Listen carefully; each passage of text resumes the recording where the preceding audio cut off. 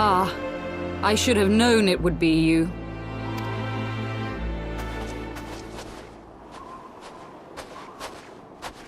Word reached me of a struggle with a small but well-armed band of trespassers. Forgive my comrades their hostility. Few come here uninvited, and fewer still with good intent. Now, tell me why you are here.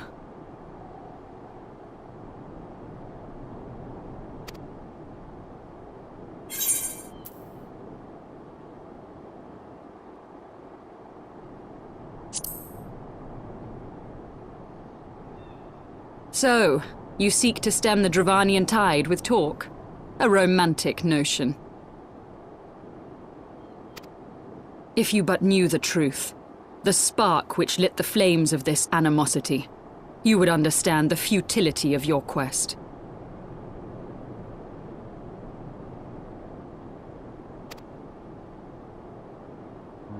Shall I relate it to you? The sordid history my gift has shown me. That which the Holy See has taken such pains to suppress.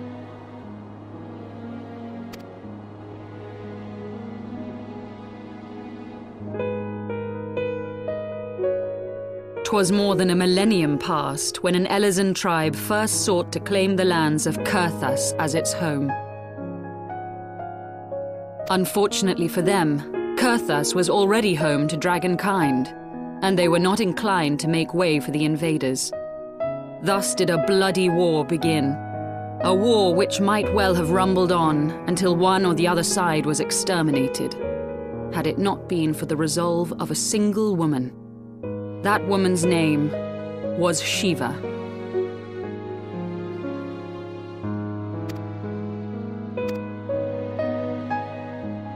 While those around her fought and died, she attempted to parley with the dragons, and in so doing discovered them to be possessed of profound intelligence and reason. The great worm, Reborn, in particular so enchanted Shiva that she found herself growing to love the creature, whom her people considered a monster. In the eyes of a near-immortal dragon, however, the fleeting life of an Elezen is as that of a freshly cut rose. Scarce has the flower bloomed before it begins to fade and wither. Such melancholy musings plagued Reborn, who had found in Shiva an unexpected and beloved soulmate. He knew that all too soon, death would snatch her away from him. Unable to bear the thought of their separation, the maid bid the worm consume her, that their spirits might be entwined for eternity.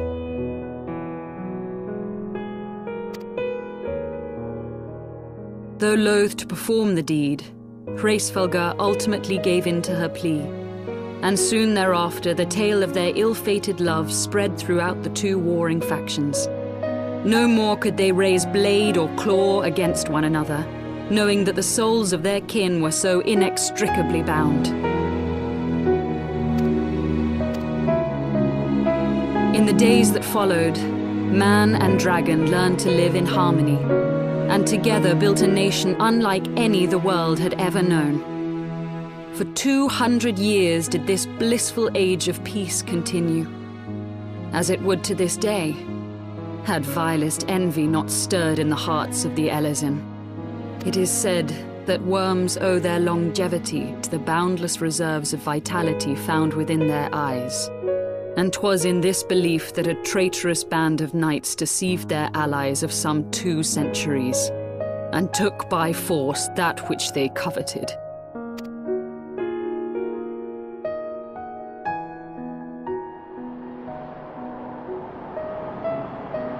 Nidhogg, he who now stands poised to unleash his wormlings upon Ishgard, was the great dragon who lost an eye to Elezen treachery. And until he prizes it from the hands of the traitor's progeny, no amount of conciliatory words will stay his fury. You are wrong, Lady Iceheart. Lest you misunderstand, I do not doubt your vision of the past. 'Tis true that Nidhogg greatly desired to reclaim the Eye. Indeed, it was for that very reason that I kept it with me as I roamed the land, attempting to draw him away from the city.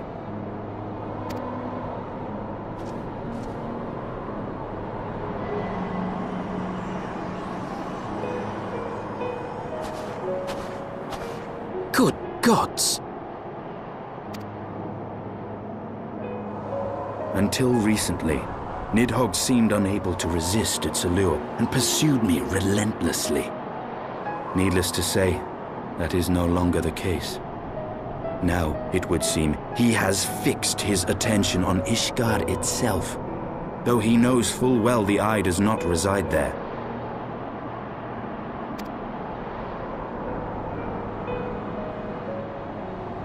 You believe he targets the capital for another reason? I believe reason has all but left him. Through the Eye, I feel much of what Nidhogg feels, and the dragon's thirst for vengeance will not be quenched by aught less than a sea of blood.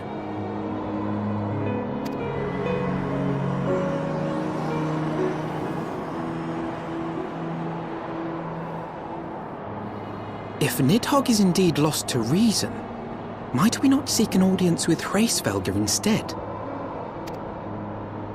He has thus far shown no inclination to aid in the invasion of Ishgard, and may yet welcome our efforts to broker a peace.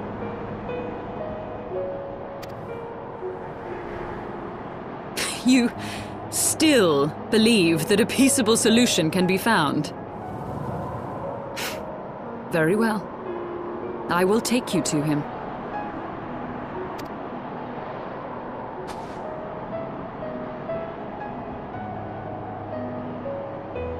Our road will lead us to Dravania, the homeland of dragonkind.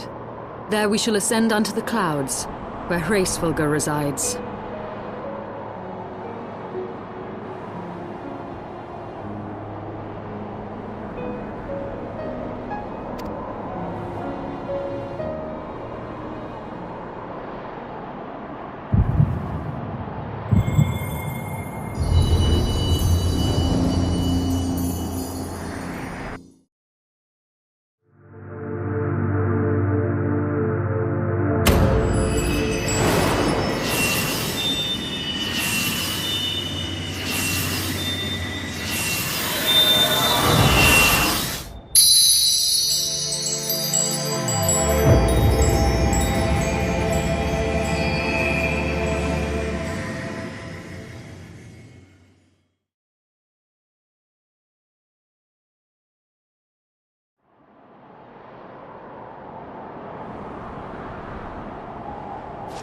Is aught amiss, my friend?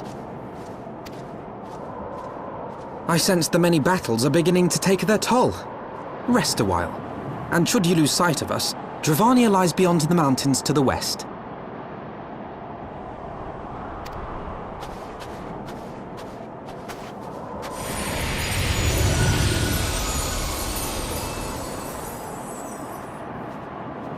Curious. The vestiges of thy mistress's blessing are not as faint as once they were. Thy will to succeed grants thee unusual fortitude. But will it be enough?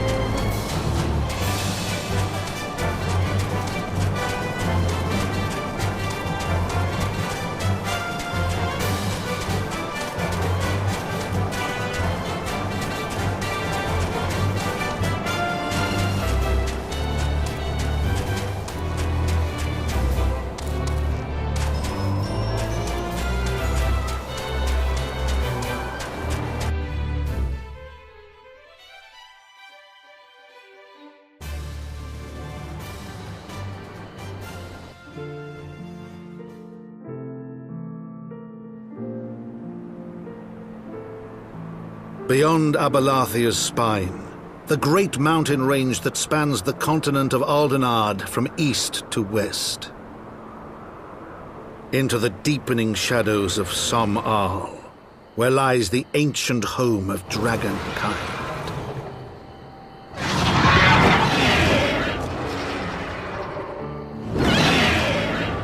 To a land where the soil slithers and the skies seethe with sinuous shapes, they came.